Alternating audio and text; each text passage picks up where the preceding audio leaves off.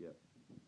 Acute myeloid leukemia, bladder cancer, cancer of the cervix, cancer of the esophagus, kidney cancer, cancer of the larynx, cancer of the oral cavity, pancreatic cancer, cancer of the pharynx, stomach cancer, respiratory and cardiovascular disease, infertility, preterm delivery, stillbirth, low birth rate, sudden infant death syndrome, and lung cancer.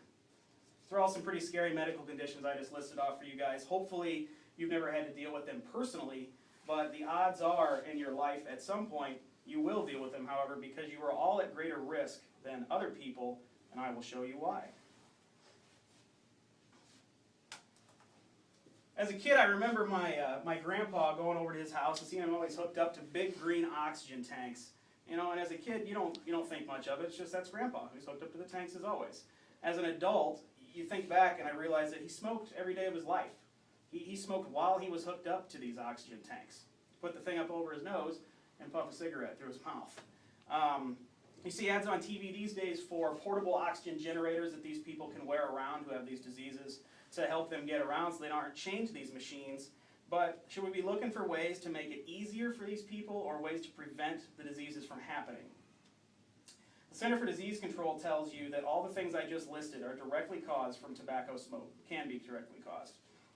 As I said, of course, developing new technology to help ease the suffering of these people with these horrible diseases is great, but wouldn't it be better to change the behavior that's causing it? In 2004, the Surgeon General did a report. They called it The Consequences of Smoking. That report showed us that smoking contributes to 80% of lung cancer deaths in women and 90% of lung cancer deaths in men. 80 and 90%. So 85% overall, people with lung cancer dying from smoking. The American Cancer Society has this chart here, and it shows you that lung cancer claims more lives than prostate cancer, pancreatic cancer, colon cancer, and breast cancer alone. Some pretty startling figures. If that's not enough to make you worry about yourself, what if I told you that WebMD, which is a great site for all medical-related questions if you ever have any, webmd.com, they list figures built on another Surgeon General's report that tells you that secondhand smoke contributes to almost 50,000 deaths a year alone in the U.S. 50,000. Secondhand smoke increases your risk of lung cancer by 20 to 30%.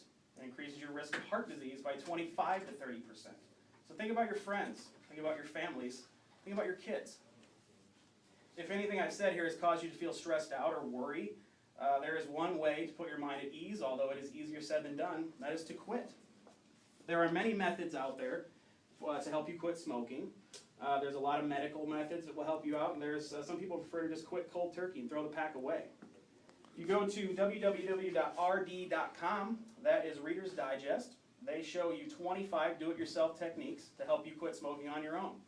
There are a lot of techniques to help minimize cravings. Some are simple kind of mind over matter things. Others, they give you some natural extracts you can go to your local stores and buy to help cut the cravings that way.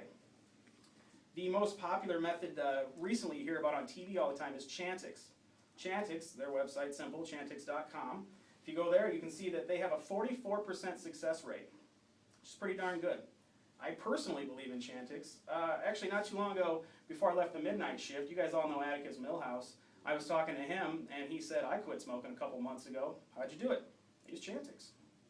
I know two other people in my life that have used Chantix to quit smoking. They didn't have any negative effects from it, and they haven't smoked a cigarette since.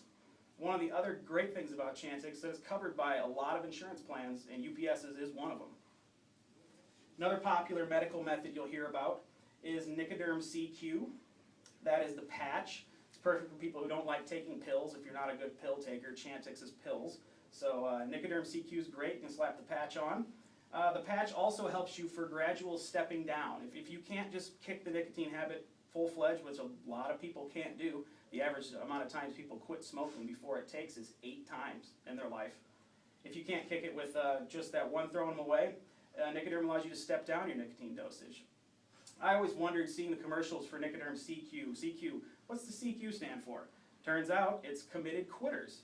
It's a free program if you use Nicoderm that they provide that basically personally tailors a an exam to you that will help you will help you break the psychological addiction to nicotine. Some personal factors you put in about your own life, and it tailors it specifically to you, and that's a free program. You can find all of that at nicodermcq.com. So let's imagine we've all quit smoking 30 days from now. Picture yourselves 30 days from now. Think about how this would have made you feel. Did it make you worry? Did it scare you a bit? Because at that point, you shouldn't be scared anymore. You quit smoking. Granted, you've done damage to your bodies already, but our bodies have a natural ability to heal themselves, which is absolutely amazing. Once we stop bombarding ourselves with these poisons, they're going to bounce back eventually. I talked to Jim Corbin, my new boss in feeders. Some of you know him, some of you don't. Turns out he smoked 2 packs a day. I had no idea. For 20 years, he smoked 2 packs a day. I said, well, Jim, when you quit, what was the best part? He said, my lung capacity, Kyle. I said, I felt better. So it was just a few months, and walking up and down stairs, so much easier. I don't get winded. It's pretty amazing right there. If the physical effects of it and the health side of it isn't enough for you, think about the money you would save. If you buy 1 pack of cigarettes a day, 7 days a week for 30 days a month, that's $210 a month. That's 25% of my rent. That's nothing to sneeze at. It's just going up in the air. Smoke. On top of that, your sense of smell is going to come back, and your sense of taste.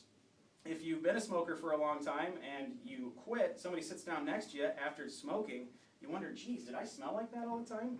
Yeah, it's really strong. You just don't notice it as you're smoking. So, all in all, that's it. I have a handout for you guys to take home. I want you to go ahead and read it. If you have kids, read it to your kids.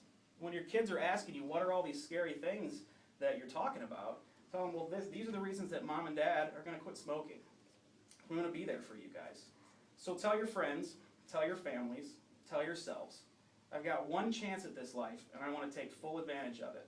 I don't want to let anything stand in my way, especially not something as minuscule as this. Thank you very much. Nice job. Quit.